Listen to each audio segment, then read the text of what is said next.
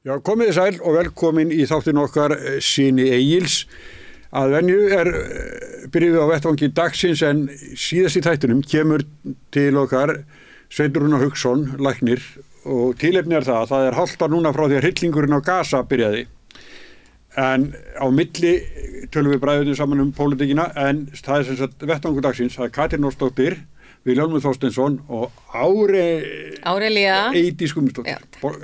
Þú borgarfulltrúi Framsóknarflokksins og þú bara nýkomin af fundinum, flokksþinginu. Ég bara skaust hingað bara yfir göttuna til þess að vera með ykkur því að ég bara búin að vera svo lengi á leiðinni til að hitta ykkur. Já. Þannig að ég er bara í hádegisaraliðinu. Já, það var búið að kjósa forystu.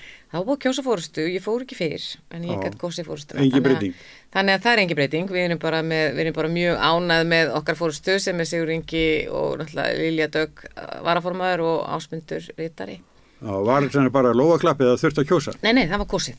Já, voru fleiri frambjóðendur? Nei, það eru reyndar allir í frambúði sem eru 500 og eitthvað en sem sagt og allir geta bara verið með en það var enginn sem lýsti yfir mótframbúði á flokksþinginu.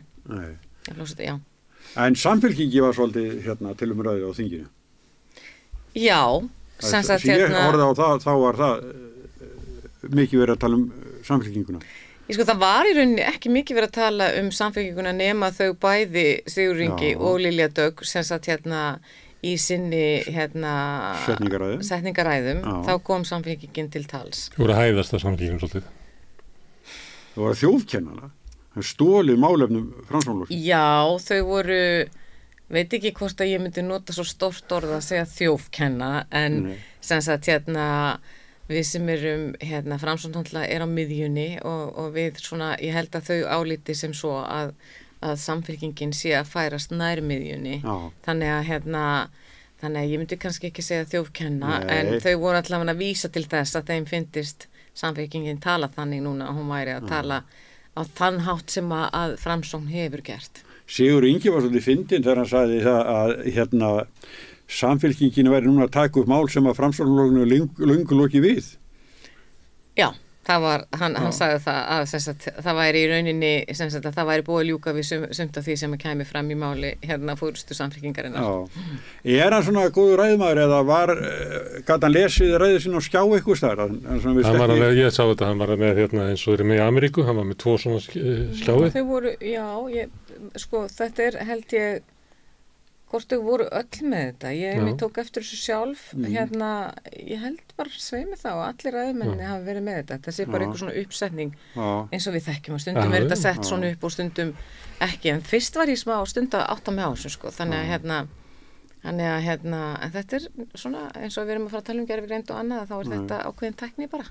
Í gömlu daga þegar maður fór á flokksþing Alþýðuflokksins og Jón Baldvin var formaður þá fengum við blaðamennirnir ræðuna hans og stóð fremst talað mál gildir og það var ekki hægt að fylgja honum eftir en hann kláraði öll málin en tók bara stemninguna talaði blaðalaust og glimdi engu sem þetta var en alls ekki þeirri röð sem hann hafði sett þetta upp. Þannig að svona gaman að horfa á góða ræðumenn. Já, það er það. Ég sjálf fer ansi oft út á þá hálasvell að tala blaðalaust. Það bara því ég er búin að kenna svo óbslega lengi. Þannig að en það sem að gerist þegar maður gerir þetta, því þá maður svolítið að treysta á að bara koma til móts við þá sem eru í salnum, að það sem maður gerir þá er að maður gleymir sér stundum, þá gleymir maður einhverju sem að maður svo hugsa daginn eftir, þetta var kannski aðalatrið. Það er segna, þannig að ég held að svona fórustu fólki í svona umhverfi, þú veist, þeir að setja setningaræður og svona, það þarf bara að vera með, að því það þarf að koma frá sér ákveðnum. Hvernig er heilsan á Framsóknarflokknum? Hún er ótrúlega fín. Ekki í skoðanakönnunum? Nei, það var nefnilega einn góðu vinur minn sem hefur verið Framsóknarmaður mjög lengi og hefur náttúrulega mætt á flokksþing oft. Hann sagði, þetta er mjög sérstætt, sagði hann ekki, við mig ekki seinnipartinn. Hann sagði, það er svo góð stemming og það mætti halda að við værum bara í rífandi gangi.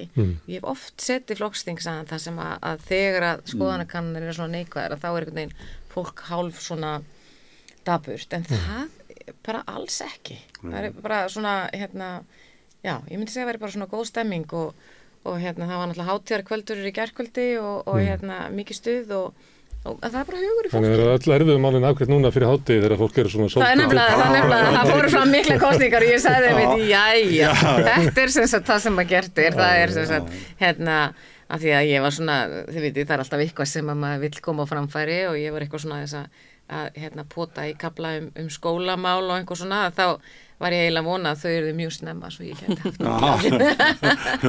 En Vilhjálmur, þinn flokkur Samfylkingin var með flokkstjórnarfundi í gær. Það passar. Já, en þú fórst ekki norður? Nei, ég er ekki í flokkstjórn, sko. Nú ert ég ekki? Er bara, ég er bara óbreyttur flokksmaður. Já. En ég satt heima í kvefi, en ég vissulega var sem sagt, nýtti mér það að það hafa allir sem sagt, geta lagt fram mál. Já.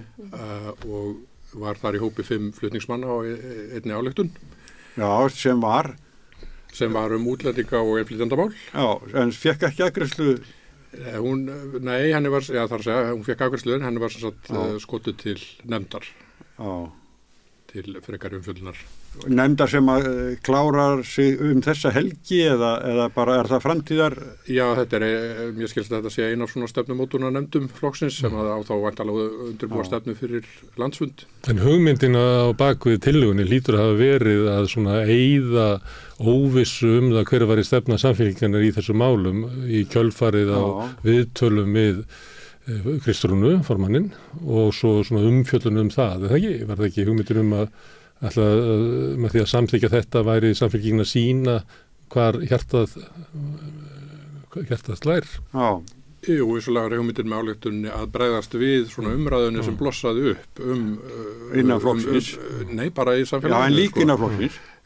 Jú, það var þetta partur af því, en okkur fannst bara að, í kjálfar þess að þessi umræða kom upp og er búin að vera svolítið áberandi og aðrir flokkar hafa svona verið að setja fram afgerandi afstöður, Sjálfstæðisflokkurinn alltaf verið að tala mikið þetta, að þá væri bara eðlilegt að menn svona kemur fram með sinn vinkil á þetta og vorum svona bara bjóð upp á það með þessari ályktun og hún nú svona fer svolítið bara vítt sviðið og talar ávinning okkar þjóðfélags af innflytjendum. Og ekkert í andstöðu við stefnu flokksins eins og hún er núna? Nei, þetta er bara fyrir ítrekkunar á stefnunni. Þetta er raun og veru ósköp, ég myndi segja svona sakleysislega ályktun þannig séð, sko. Hún bara svona fer yfir afstöðu jafnaðamanna eins og hún held ég bara og hefur alltaf verið. Við erum alþjóðasinnuð, við erum alþjóðasinnar, við erum mannúðar, flokkur mannúðar og jafnréttis og samstöðu og ég held að við séum bara að fara yfir svona helstu vinklana á því. Já, en þetta og það sem formann hefur verið að segja? Ég draga úr því ekki alveg, en við svona erum vissulega árétt ákveðna þætti og það sem að svona kannski má segja sé efnislega beint í umræðuna sem er núna í gangi, það er annars vegar að það er fjölskyldusameiningar, sem sagt að í fyrirliggjandi frumvarpi útlendingamál þá er verið að tala að þrengja fjölskyldusameiningar og við vildum bara árétta að það væri ekki stefna jafnaðarmanna og það er óskynsamlegt á allan máta, bæði ekki mannúðlegt og svo bara er það ekki, fólk er nú að tala að það sé eitthvað vandamál og hér komið margir ungir kallmenn en þú getur ekki samtímis verið þeirra skoðunar og svo verið jafnframt á móti fjölskyldusameiningum. Auðvitað viljum við bara mjög gjarnan að hér sé fjölskyldufólk og sameinaðar fjölskyldur og það er langt best fyrir alla. Það er semst annars vegar fjölskyldusameiningin og hins vegar að þá eru við að gjalda varhug við þeim hugmyndum sem að eru allavega komnar í samráðskátt stjórnvalda breytingar þar sem eru að tala lokuð búsetuúrræði fyrir fólk sem að svona dagar hér uppi í þessu hæliskerfi og við vildum svona gjalda sérstakann varhug við slíkum hugmyndum.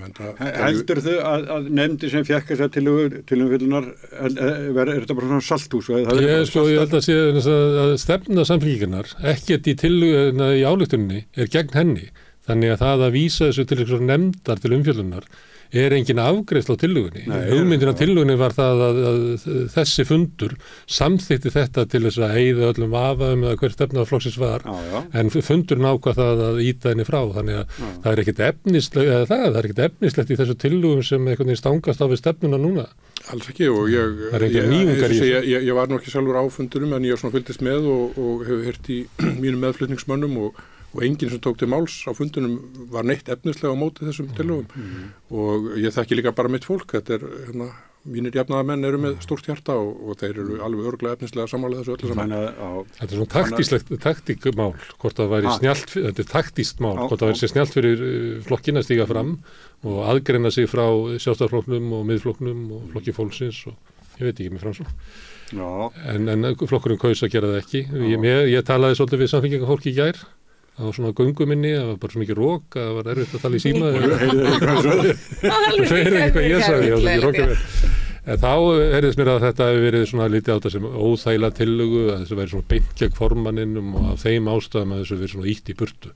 Þetta væri ekki gott að þetta er eiginlega fyrst í svona fundurinn sem að Kristrún mætir svona sínu fólki eftir að hún var klöppuð upp sem formaður, er það ekki svona fyrst í svona stóri fundur? Ég hef ekki alveg bókhald yfir það. Það eru þetta bara reglulega, eru haldnir þessi flokkstjórnarfundir sem eru þá æðsta valdflokksins og milli landsfunda. En vissulega er það rétt að þessi flokkstjórnarfundur snérist út af sig sem megin þema önnur mál, en við lögðum þessa ályktun fram með lögbundum fyrirvara, 2 vikna fyrirvara, og hún lá fram á vef flokksins, þannig að allir gáttu kynnt sér hana. En akkur er það ekki hægt að afgreiða hana? Akkur er ekki hægt að greiða atkvæði eða bara ákvæða? Já, hver velur það að setja þetta í einhverja nefnd? Ég hef heyrt að nefndsjö staður þessum málfæri til að deyja. Það er svo brefatættari. Ég skal alveg viðurkenna það að það hefði nú að mínum mati verið bara skynsamlegri pólitísk taktík svona fyrir utan efnisatriði máls og því Gunnar Smára tala um svona taktíkin í þessu. Ég hefði nú haldið að það væri bara sniður í taktík að samþykkja þessa ályktun eins og ekkert væri sko. Það hefði nú verið held ég. Og það hefur bara líka verið fínt fyrir flokksfólk að hafa þá þetta eldsneyti í umræðinu á kaffistofun landsins, sko. Það koma svona efasendur eins og við erum kannski hérna af því að hún fekk þessi afdrif, sko. Já. Það var eins og flokkur sem var mótið þessu, sko. Ég hygg að það hefði verið svona taktískt skynsamlegra bara að klára málið og samþykkja það. Það var samþykkt annað, það var samþykkt eitthvað í sambandi við atvinnustefnu og samgöngur sem hefur ekki almennilega komið fram í fréttum hvernig er. Ég held að við ætla að kynna þetta á þriðjudaginn. Þannig það var ýmislegt sem var á dagskrá fundarins. Já, ef ég skildi það rétt að þá voru þessar, þetta eru svona stefnuatriði í varðandi atvinnu og samgöngur, þær voru kynntar á fundunum, það voru ekki svo sem lagðar fram til einhvers konar samþykktar ef ég skildi það rétt, en þær verða þá kynntar opinberlega núna í vikunni. Ég finnst svo gaman að vera ekki í einum flokki þegar ég hlusta á svona tal. Ég elska það sko. Ég hugsaði bara þegar ég hlusta á ykkur að því að gaman hlusta á það, ég segi ok, já, einmitt, áhugavert, ég hef ekki fylgst með þessu. Ég hugsaði ok, það er náttúrulega svo afstæða að taka ekki afstöð, fyrstulega, ég gleym því aldrei. Þannig að þetta er ákveðin afstæða, greinilega. En það er það sem ég óttast mest núna við þetta samfélkingar bara veldi sem er að byggjast upp og bara gott hjá þeim, gengur vel hjá þeim, en þetta er rosa mikið byggt á okkur svona að sitja á girðingunni og kannski er það sem þau eru að ræna svolítið frá Framsóknarflokknum sem er svolítið þessi afstæða sem já við sjáum til, þú veist, en maður vill bara sem kjósandi og sérstaklega óflokksbundi kjósandi sem ákveður sig alltaf bara fyrir hverja kjósningar hvað hún kýs, þá vill maður svo mikið vita hvað fólki finnst hvert og eitt mál og bara að það sé alveg skýrt, af því það er nógu mikil óvissa fólkin í því að flokkakerfið er teiknist síðan bara upp með einhverjum ólíkindum eftir kosningar, en ef það var að bæta því síðan við að það viljum aldrei alveg að segja hvað okkur finnst eða sína alveg á spilin og reyna þannig að halda öllu menginu opnu, þú veist, það er í raun ekki alveg heiðalegt við mér, en ég er ekki að segja að Samfylkingin sé ekki heiðalega eða Framsóknarflokkurinn, ég er bara að segja að þú sú stjórnmálamenning sem hefur tíðkast þetta stundum með það að ætla bara að víkja sér undan flóknum málum og vona þannig að allir séu enda með er ekki endilega gæfuleg fyrir okkur sem erum að reyna að mynda okkur alvörunni skoðanir á málefnum, sko, þannig ég fagnaði bara að þessi reynd að gera eitthvað svona reynd að ræsa það út, skilur. Ég held nefnilega kannski vera línan svo sem að mér heyrið Katrín vera að það sem að Samfylkingin ætlar að stela frá ykkur verður að næst verður kosið er ekki bara best að kjósa Kristrúnu? Nei, sko, það sem að ég hef lært, ég náttúrulega er ný í pólitík og það sem að ég hef lært er sem sagt þú er doktor í stjórnmálafræði, ekki?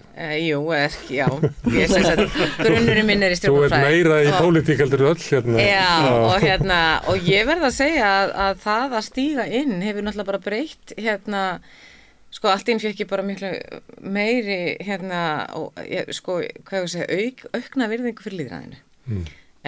Og ég get fullir það að sem sagt að allir sem eru í pólitík svona eru þar af sko þeirri einföldu hugsun að þeir vilja hafa áhrif á samfélag sitt og það er alveg sama hvar við skipum okkur flokk.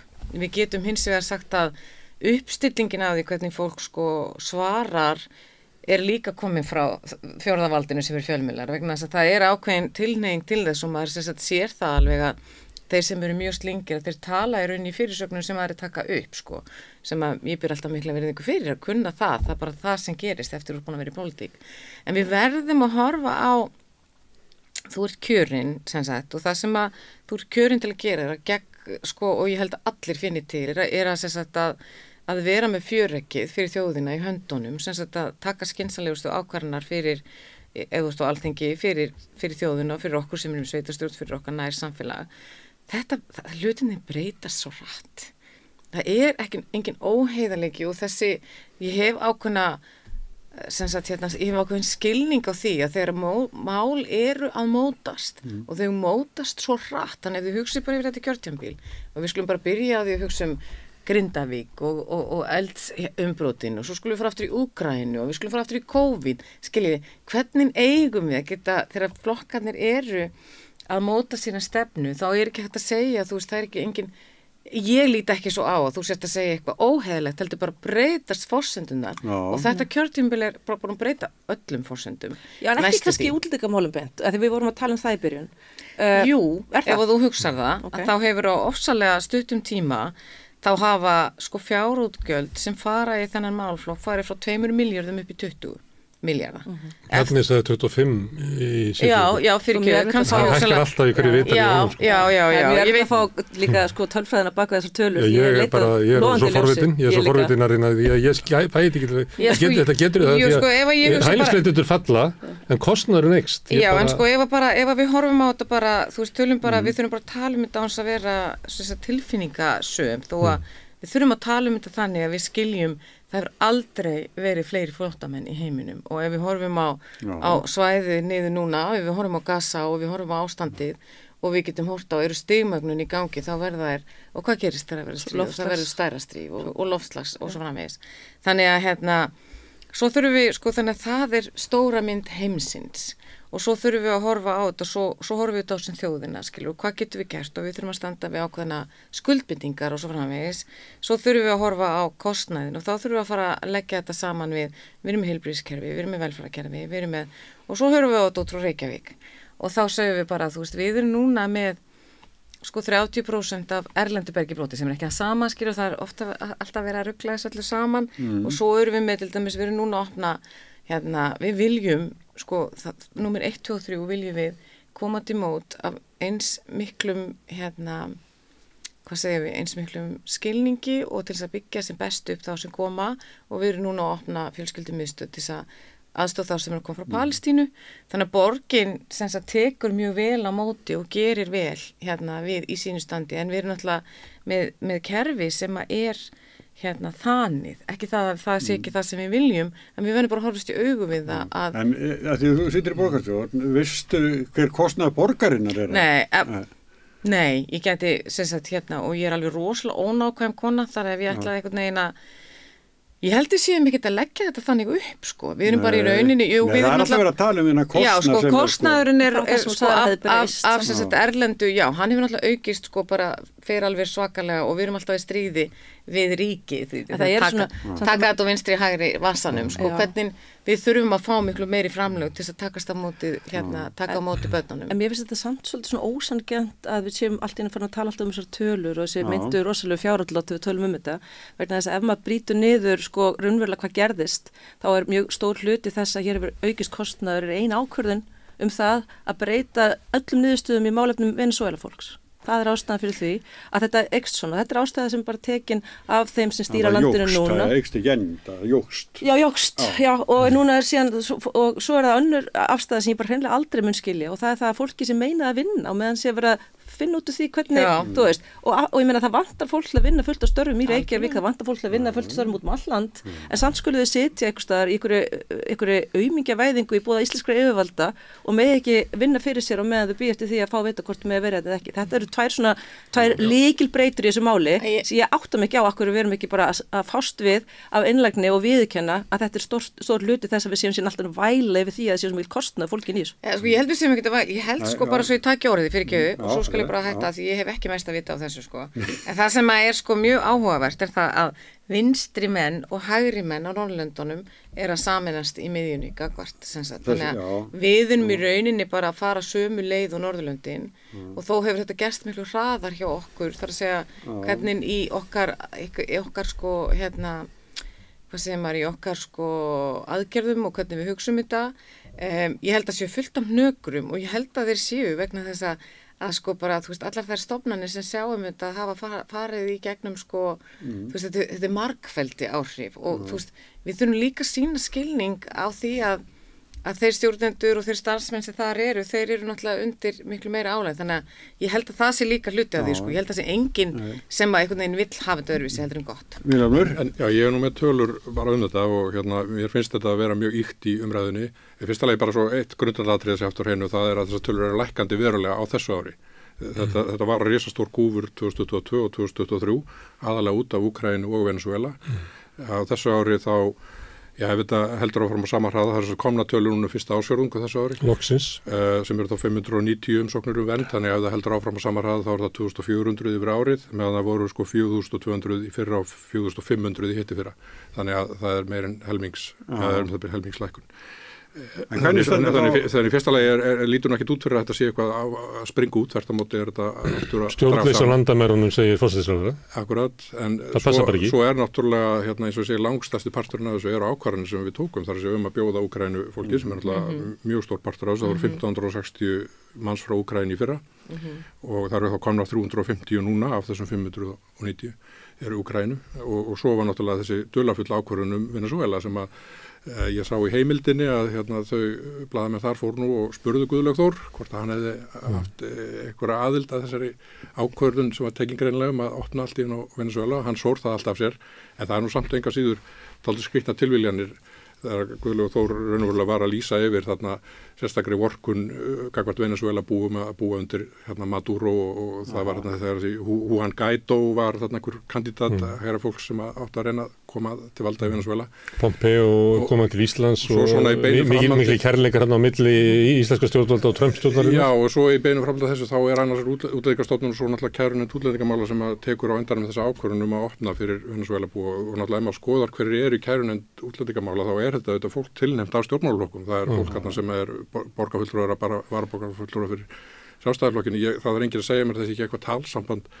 Ég held að þessi ákvörðun geti ekki hafa dottið einhvern veginn á hinum ofan. Þannig að þetta er bara ákvörðun sem var tekin og svo gerist þetta, það kemur þessi miklu fjöldi og við þá allt í einu þegar fólki blessaði komið til landsins og svona þá einhvern veginn standa menn uppi og kippa undan í fótunum sko á endanum. En var þetta eitthvað svona bara pólitísk skúispill? Bara til að vekja, til að benda á henni vonda sósíalisma? Ég veit ekki hvað var þarna á ferðinni, þetta er eitthvað mál sem ég finnst að þurfa nú eitthvað að skoða betur. Við spurðum til dæmis Áslaugu Örnu út í þetta og hún sagði nei, þetta var gert áður ég kom sem að þá merkir það að þetta var á skömmum tíma þar sem að Þórdís Kolbrún var dómsmálaráðherra. Að þá er þessi ákvörðun tekin og það er útlendingastofnun sem tekur ákvörðun að breyta skilgreiningunni á fólki frá Venezuela. Kærunefndin kemur ekki að málinu fyrr en að stjórnvöld, útlendingastofnun breytir aftur og hættir að veita þeim viðbótarvernd og sjálfkrafa 4 ára dvalarleyfi. Þá kemur kærunefndin og segir, þið get ekki breytt reglunum á þess að segja ykkur efnislegir ástæði fyrir því. Þið get ekki bara gert það bara af því bara. Þannig að það var útlendingastofnun sem heyrir undir dómsmálaráðuneytið og er ekki svo sjálfstæð stofnun að hún taki ákvarðanir svona veigamikla stefnubreytingar án samráðs við dómsmálaráðuneytið. Það sé bara enga líkur til þess. Þannig að það var Þórdís Kolbrún og líklega er hugmyndasmiðurinn Guðlaugur Þór. Ég skil þess að sögu ekki öðru sig Já, slúður hotn rauðaborðsins. Það er ekki slúður. Við erum hægt og bítandi mánuðum saman og missurum saman að reyna að fá botn í þetta mál. Því að fólk talar bara út og suður með þetta mál. Það vil ekki viðurkenna sökina. Svo koma svona dulafullar það sem síðan gerist að það verður að vinna í því einhvern veginn reyna að koma fólkinu aftur tilbaka út. Fyrsta lagi dettur það afturinn á framfæri Íslenska ríkisins með miklum tilkostnaði og svo fer það að vinna í því að borga því pening og leigja farþegaþotur undir að senda það aftur tilbaka. Smári, við verðum að vekja athygli á því að við erum búin að bjóða Guðlaugi Þór í hennar þátt. En líka verðum við að hafa það inni að það er skelfilegt ástand í Venezuela. Við mögum ekki tala þetta það sé skiptingum máli. Þú veist að fólki sem ynga sé að koma sé bara ykkur stuð túrisma, það er ekki þannig. En þessi ákvörðun sá að Ísland var eina landi sem ákvað að gera þetta í Evrópu. Og þess vegna kom hlutfallslega svona mikið af fólki frá Venezuela og það er eina sem að sker hingað komu fólks, flóttafólks frá öðrum Norðurlöndum. Já, og svo er þetta nota sem afsökun til að segja, hér er allt búið að breytast, við verðum að taka hart á útlendingamálum. En þetta er bara, þetta er nánast eins og einhver leikflétta, ég er sammálaður. Svo kemur fyndið svona anekdóta sem kemur svo út úr þessu að fjölskylduhjálp Íslands, hún var farin að óperera á venesúelskum sjálfboðaliðum, það var þar knár hópur held ég milli 20 og 25 mann sem var bara virkilega duglegur að reka hjálpa til í fjölskylduhjálp Íslands. Svo var þetta fólk bara því var allir sópa út á landi og það endaði á því að fjölskylduhjálp Íslands eiginlega lagði upp laupana.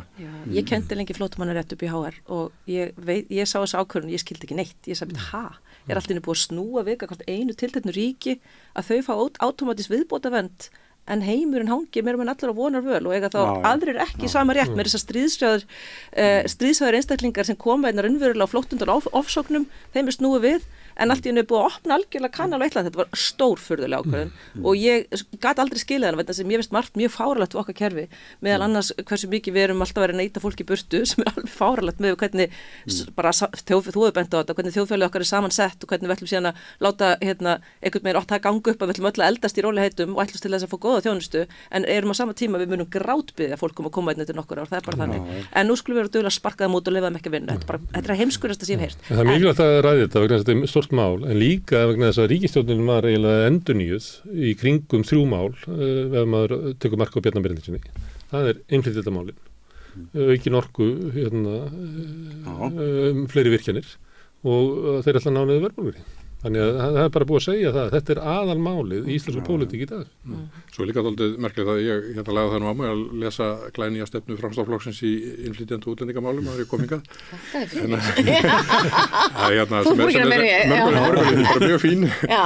Talandi að Samfylkingin Ég held við séum öll einhvern veginn að færast bara. Mér finnst bara við eigum öll einhvern veginn að við eigum öll sem lítið samfélag að geta búa okkur til utan alltaf er blæbrigði alltaf á því hvernig við hugsum en Þú myndir vilja að við myndum öll endi í Framsókn.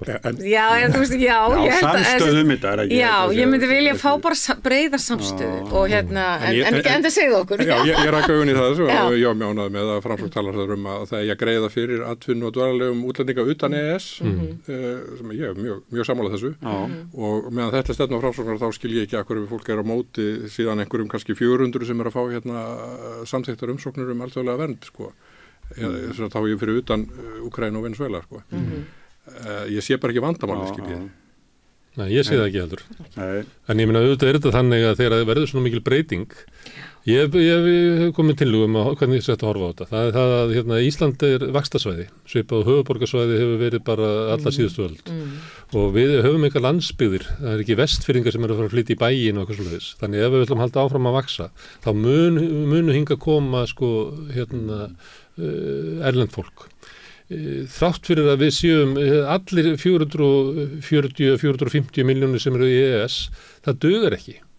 Því að það er bara, við fáum ekki nógu mikið af fólki. Þess vegna eru Framsóknarflokkurinn og Sjálfstæðisflokkurinn og fleiri að við erum að opna fyrir fólk utan EES.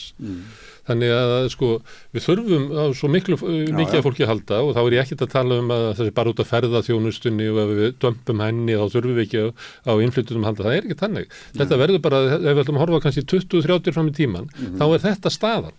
Og hvað ætlum við að gera í því? Ætlum við að láta skólana, heilbrigðiskerfið og húsnæðiskerfið, ætlum við að byggja það upp í takt við þetta eða ætlum við bara að hafa þetta eins og fólki sé ekki að koma og segja svo bara, heyrðu, þau eru bara að eyðileggja heilbrigðiskerfið okkur og húsnæðiskerfið. Nei, ég held að það sé Pítur Drucker sem er einn af mínum uppáhaldsmönnum, hann var 97 ára gamall og var hann svona gúrúin í leiðtogafræðunum og hafði lífað margt. Hann sem sagt var fæddur í Austurríki og sem sagt flúði gyðungarofsóknirnar og fór svo yfir til Bretlands og flakkaði milli þess að vera fræðimaður og ráðgjafi og svo framvegis og akademiker. Hann sagði fyrir, þú veist, hann er dáinn fyrir mjög mörgum árum, eða nokkrum árum, hann spáði svona fyrir 30 árum sem sagt að miða við öldrun þjóðarinnar, miða við öldrun okkar sérstaklega í hinum vestran heimi, við sem erum í þessari forréttindastöðu en auðvitað hefur þetta breyst náttúrulega bara yfir heiminn allan, að þá sem sagt myndu og hversu lág fæðingatíðnin er orðin, að þá verða allar þjóðir, sérstaklega myndi ég nú kannski tala og hann talaði sérstaklega með Evrópu, en þetta náttúrulega mun breytast hraðast hjá okkur, að vera tilbúin svo opna dyr sínar fyrir fólki af öðrum uppruna sem sagt og Það er hann bara talaði svo sem flóttamenn en og svo verður það að gera eitthvað grein fyrir því að fæðingatíðni að lækka alls staðar í heiminum nema Afríku, þannig að Afríka í rauninni verður semst álfan. Hún ekki að lækka þar, hún bara ekki að lækka ekki hratt, en hún er semst í rauninni svo að tala að fólk semst frá þaðan, frá álfunni muni verða framtíðar vinnuafl fyrir semst heiminn allan, skiljiði. Núna eru við bara í þeirri stöðu sem að hvorki Peter Drucker en nokkur annar sá fyrir að flóttamannavandinn hefur aldrei verið meiri. Nei. Og við horfumst í augu við það og við verðum bara að horfast í augu við það, talandi óvissu. Ég meina, hvað ef að til dæmis, nú eru forsetakosningar í Bandaríkjunum og þú veist, ef að Trump kemst aftur til valda sem að hefur bara sagt, og þú veist, ég bara á móti Úkraínu og bara stiðbúið, þú veist, hann hefur næstu sagt þetta svona, sko. Þú veist, þá erum við einhvern veginn komið nýja stöð, þannig það eru forsendur að breytast allan tíma sem hafa áhrif á okkur. Ég vil þegar við tölum inngildingu, þá vil ég benda á það að við erum með samfélag, til dæmis á Flateyri og til dæmis í Vík í Mýrdal. Á Vík í Mýrdal eru sko yfir 50% sem eru á erlendum uppruna og Einar sem er sveitarstjóri þar þetta hefur bara gerst alveg ótrúlega fallega þar, ef að hægt að orða það þannig. Þú veist, hann til dæmis heldur sérstaka fundi með þeim sem eru á erlendum uppruna sem skilja ekki það sem að framferi í sveitarfélaginu til þess að fá þau til að taka þátt í bara með mjög lýðræðislegum hætti og við erum í rauninni sko mættum taka önnur sveitarfélög utan á landi okkur til fyrirmyndur og Vestfirði til dæmis, ég veit ekki hvort þið þekki það, við sem sagt höfum verið að takast á við mismunandi hópa sem að koma, ekki takast á við, það bara komið mismunandi hópar sem að hafa tekið náttúrulega hluta af þeirri atvinnuuppbyggingu sem að þar og svo inngilding hefur bara verið hefur bara gengið ótrúlega vel að mörgu leyti þó að það séu alltaf einhverjum hnökrar. Þannig að ég held að við þurfum bara að segja við erum alltaf að takast á við breytt samfélag sem að býr til tækifæri og svo býr það líka til einhverjar, sko ég vil ekki kalla ógnir en við allavega sko ný viðfangsefni. Sko, að því við höfum þetta ræðið svo mikið, þá langar mig að skipta gírifæri annað, það eru F-2 sögum eftir, það eru forsetakosningar og fiskeldi, en ef það er eitthvað sem þið viljið halda áfram með þetta, ég sé það á þér Gunnar vil halda áfram. Já, ég hef ekki bara bæta kannski við einu punkti sem þá bara í framhaldi þessu, þetta alveg rétt með aldurspyramídan, hann að breytast og mun alveg breytast í okkur eins og öðrum Evrópuþjóðum, það eru farin að sjá það nú þegar og þá fer þetta bara að vera líka spurningum að vera, samkeppnisfær að laða að okkur fólk til landsins. Nákvæmlega sem Peter Drucker sagði. Og það að vera einhvern veginn að magna upp einhvers svona útlendinga andúð og eitthvað slíkt, það er bara algjörlega gegn öllum markmiðum okkar og alveg stórskrítið hvað stjórnmálamenn sem einhvern veginn ætla að fara í þá stefnu, hvað þeir eru eiginlega að hugsa fyrir framhaldið og framtíðina. Ég byggi bara á mjög það er tilfinning einhvern veginn í samfélaginu núna að hlutinni sé breytast rosalega hratt og fólk er alltaf hrætt við það sem það þekkir ekki og allt í hennu finnst þið bara ótrúlega erfitt að geta ekki talað pantað á íslensku og eitthvað svona og það kemur upp eitthvað svona, þetta kemur héðan, þetta er ekki héðan og það því miður sko er fólk sem er tilbúið að hella olíu á þennan tilfinningaeld núna í staðin fyrir að færa fram rök og útskýra hvernig við ætlum að fást við þetta. Auðvitað er erfitt að vera kennari og vera allt í hennu með 15 tungumál í bekknum sínum. Þá bregðustu við því. Já, þá er það bregðast við því fallega eins og þú ert að lýsa með sem hefur verið gert á tilteknum stöðum og er hægt að gera og segja þetta er erfitt, við skiljum, við erum að hlusta. Auðvitað ef að hlusta fólk sem líður illa og upplifir eitthvað ógn og segir, heyrðu, það er allt hérna að fara á hvolf, ég veit ekki lengur hvað ég bý og ég er skítrætt og ef eina staðin sem þetta fólk fær að tala og er útvarpssaga og allir hinir segja að séu rasistar fávitar, þá er ekkert að fara að lagast. Við þurfum að segja, einmitt, hvað er það? Ok, og hvað ætlum að gera? Við ætlum að gera þetta, við ætlum að gera þetta og við ætlum að gera þetta. Og hlusta og síðan skila tilbaka einhvern tillögum sem eru ekki átt að því að segja lokum landinu, upplausn á landamærunum, því það er að fara að kynda bál, rasisma og útlendingahaturs. Það er bara þannig. Og þá þurfum við bara að segja það heiðarlega, já, ég ætla að fara þessi gruggugu mið, ég veit að miðflokkurinn er með 12%, mér langar í einhvað að þeim, þess vegna ætla ég að sigla þanga viljandi og byrja að veiða þarna ef ég er Bjarni Benediktsson til dæmis. Eða ég tek tilbaka allt þetta sem kyndir undir hatri og ótta og segi, við erum með stefnu, róa ykkur niður, við erum að hlusta, við skiljum að þeir eru hrætt, þetta verður allt í lagi. þú veist. Við höfum rætt Viki Mýrdal því að hún komi hún Nicole Lee Mosley sem með leikskólan þar. Það sem að hún að útskrifa úr leikskólanum upp í grunnskóla, ég held að það hefur verið 85% börn af erlendu uppruna. Krakkarnir sem að útskrifast úr grunnskólanum, ég held að það hafi verið 10% af erlendu uppruna. Þannig þið sjáu bara misgengið sem á sér staðinn í grunnskólanum í Viki Mýrdal. Og það þannig alveg þótt að þetta kannski blessist eitthvað starf og svona, þá erum við ekki undirbúin undir þessar breytingar og það þarf svona, kennararnir sem að vinna í þessum vettvangi og það bara þarf miklu meiri stuðning og það sem verið að benda á að okkur vantar bara námsefni og okkur vantar bara svo mikið. Ég held að við séum fyrir ekkert þessi andvaraleysi heldur en að þetta sé svona alltaf blessast og geti farið vel. Þetta getur farið vel ef við gerum eitthvað. Já, þetta í rauninni, núna til dæmis voru við að álykta og það sem að við vitum að það vantar tilfinnilega námsefni og þess vegna hefur Ásmundur meðal annars verið að leggja til, núna erum við að fara að styrkja menntastofnuna sem gamla menntastofnun sem ég man ekki hvað heiti núna, en það er bara fyrsta skrefið, við verðum bara og við þurfum líka námsefni niður í leikskólana.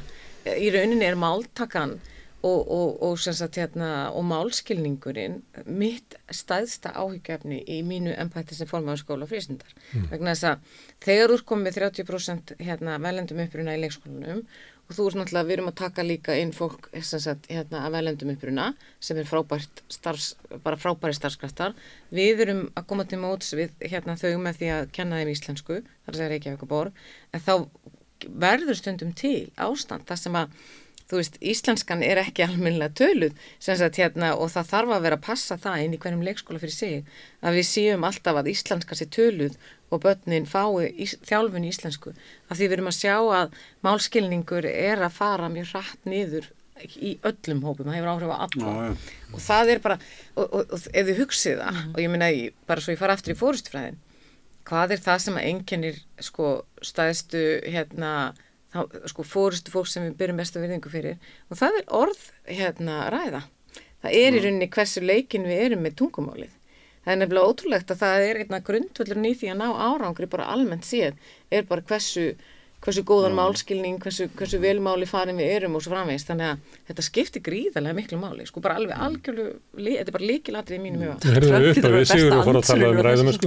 Donald Trump lítur að vera besta ansvörin á þessu með hvernig hann talar, maður stund bara, eða hann sé viljandi að tala inn í hópin sem skilur ekki alveg. Ég held að.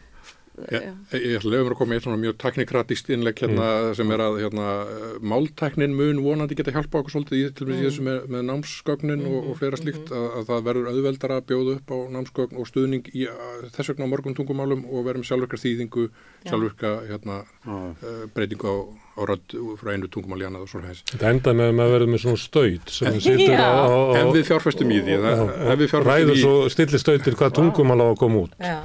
Er það ekki? Já, Babelfiskurinn sem var í Hitchhiker's Guide to the Galaxy, sem var bara með svona lítinn fisk í eyranu, sem hlustar og hann er alveg að koma, það er mjög stutt í hann. Það verður jólagjöfin í ár. Já. Fórsetuforningunar, það er 27. er deadlineið eða lokafrestur eða ekki til að skilin frambóðum. En ég ætla að byrja þér áralega. Þú nú tengd Baldur Þórhallssyni sem er svona númer 2 í skoðanakonunum. Hvernig líst þér á þetta stöðuna? Mér finnst þetta ótrúlega spennandi og bara svo fyrir þá sem ekki vita þá er Baldur Þórhallsson barnsfaðir minn og við eigum saman dóttur og 2 barnabörn og tengdason og búum svona, við segjum stundum að við búum á hverju torfu þar sem að dóttur okkar býr á milli og svo Baldur og Felix hinum megin við húsið þannig að við höfum svona tengst fjölskylduböndum og í ótrúlega langan tíma og ég segi alltaf ef maður ákveður að eignast barn með einhverjum og þá er maður bara að tengjast fjölskylduböndum á mínum mati. Þú mynd fara með á bestastæði? Nei, ég hef sagt það áður, ég er ekki að auka í einhverja en ég mun vænta að koma í heimsókn en þetta er mjög spennandi og það er mjög margt í þessu sem að ég held að sé svona fyrir okkur sem hefum áhuga á fórustu og pólitík að þá eigum við veislu framundan núna en auðvitað náttúrulega fyrir mig persónlega að þá hefur náttúrulega líka ég man þegar að Baldur komið úr skápnum og okkar leiðir sem sambýlisfólk skildu og þeir félagstóku upp saman, þá hafði ég verulega ágjörð því þegar Álanperla fór í Vesturbæjarskóla, þú veist, hvað áhrif myndi hafa, við erum að tala fyrir 30 árum síðan og ég var svo heppin að í bekknum sem hún fór í, það var sko, þú veist, einn sem átti 2 mömmur og og einhvern veginn var þetta aldrei, sem sagt mikið, þetta bara hefur aldrei verið neitt mikið mál. En núna þá kenna þau til. Við kennum til, skilur að því leiti til að það er einhvern veginn að koma í ljós að við erum ekki alveg komin þangað að sem sagt svona, og bara þetta bakslag sem að við höfum upplifað undanfarið gagnvart fólki sem að sem sagt hinsegin, það er bara svolítið kristallast, en þetta náttúrulega verður maður líka að kjósa að láta það ekki á sig fá. Ég saði þér áður þátturinn byrjaði svona ljóta sögu sem hann reyna tróðin í hausinn á mér og ég bara þakkaði með öllu, en þið heyri væntanlega varandi frambóðið að hefur verið að vinna gegn út af samkynhneigð Baldurs. Já. Er það ekki? Jú, algjörlega. Og sem sagt, og það er bara fyrir frá því að vera miðlungs yfir það að vera bara hræðilega ljótt og hefur bara mikil áhrif á sem sagt fjölskylduna. Og bara, þú veist, það er bara erfitt að takast á við það. Það verður bara að vera, ég verður bara að vera fullkomlega hreinskilin. Þetta er vitandi lífmál. Allt í einu, sko, 30 árum eftir hann kom til skápnum, þá fattar maður allt í einu, já, ok, þetta er svona, skilur, þú veist, maður einhvern veginn var alltaf búið þar það sem að manni finnst þetta að vera, Svo er það líka þannig að þú ert hommi og þú mátt vera hér og þú mátt vera hér, en þú mátt ekki vera hér. Nákvæmlega. Þú heldur megi bara allt, það er bara ekki þannig. Í hugum margra. Já, Álanperla skrifaði alveg rosalega góðan status í gær, þar sem að sko, það hafði verið, ykkur hafði byrt á Facebook myndast þegar þeir voru að kyssast í þessu augnabliki þegar þeir voru að tilkynna og ykkur hafði skrifað býtu ætlaði að gera svona bestastöðum eins og þetta væri bara það ókýrslasta sem þeir gætu gert. Og og Álanperla mitt segir í sinni færslu, mjög stolt af henni, hún segir sem sagt er það í alveg þannig að við meðum ekki sína ást okkar sko. En sko, svo við snúum okkur á pólitíkinni, við fer frá þessu persónulega og við snúum okkur á pólitíkinni, að þá held ég að það er náttúrulega mjög áhugavert sko að Katrín þetta bara að fara úr forsætisráðherraembættinu og fara að blanda sér í forsætisembættinu. Stökkva sökkvandi skútu. Já, marguleiti og svona hvað segir það fórustuna og það allt saman og svo bara þessi nýja kannski staða með áður tiltrúlega óþekkta konu, Höllu Hrund, sem að einhvern veginn svona hefur verið Spútnik og svo framvegis, þannig að það er margt í þessu sem er spennandi. Við vorum að tala Katrín, þessar sögur sem fólk er að reyna að búa til Baldur og Ég held að fólk þorði ekki að segja það við mig. Nei.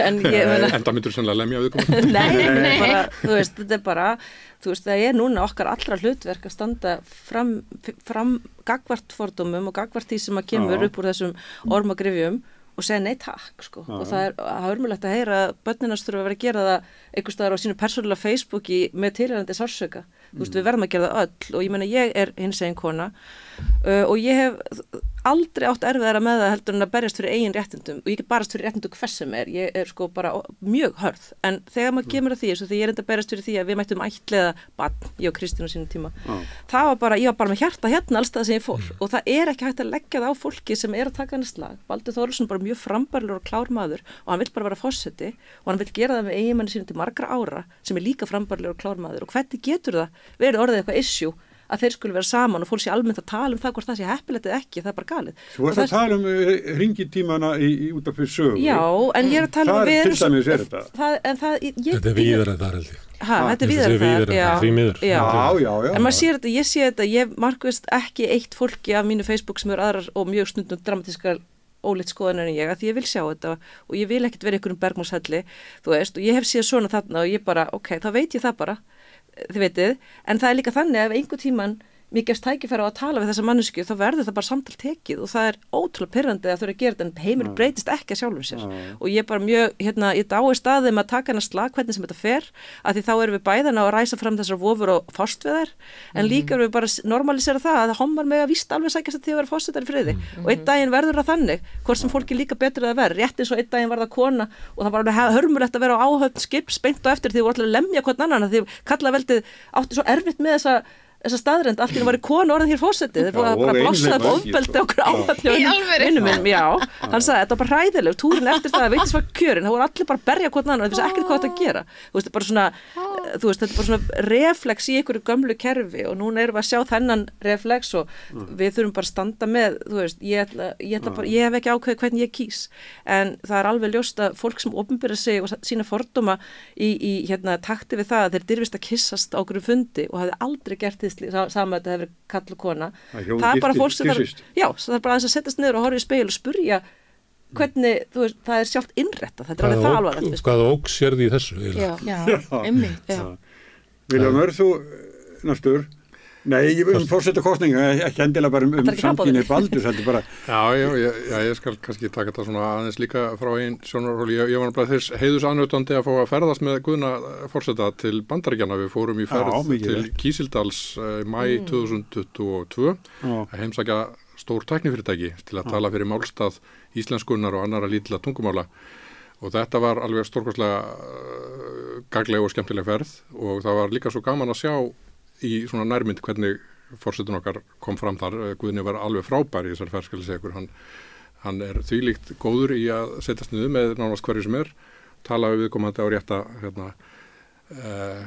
rétta stíinu og hann var geysilega góður fulltrúi okkar þarna, bæði með húmor og þekkingu og svo verði að viðurkenna ég bara döðvorkendunum, þetta var alveg stíft prógram og fyrir utan það sem við gerðum saman í sendinefndinni, þá var hann með nokkra skuldbindingar fyrir utan það að fara og hitta fólk á fundum og halda ræður og þannig að ég vil nú segja að ég döðvorkenni þessum fyrir þetta sé alveg geysilega erfitt og slítandi á köflum sko.